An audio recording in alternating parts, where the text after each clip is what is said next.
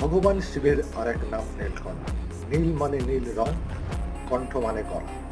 সমুদ্র মন্থনের পেছনে এই কাহিনী লুকিয়ে আছে শিবের নীলকণ্ঠ হওয়ার কারণে, যেটা আমরা ভগবত পুরাণ থেকে পাই। দেবতা ও অসুররা মিলে একবার দরবার করলে বিষ্ণুর কাছে, তিনি তাদের সমুদ্র মন্থনের পরামর্শ দেন। সমুদ্র মন্থনের জন্য বাসুকী নাগকে দড়ি হিসাবে ব্যবহার করারও পরামর্শ দেওয়া হয়েছে।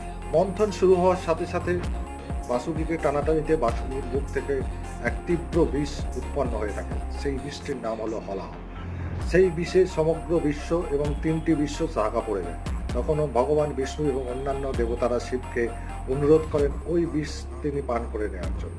শিব জীবের উপকারে এবং সমগ্র বিশ্বের উপকারের জন্য সেই বিষ পান করেন, এবং বিষ পান করে গলায় যখনই যান তখন সেটিকে সাপ দিয়ে পেঁচিয়ে ধরেন। অন্য গল্প অনুসারে শিবের এই দশা দেখে পেটে চলে যাওয়ার কারণে আগেই দেবী পার্বতী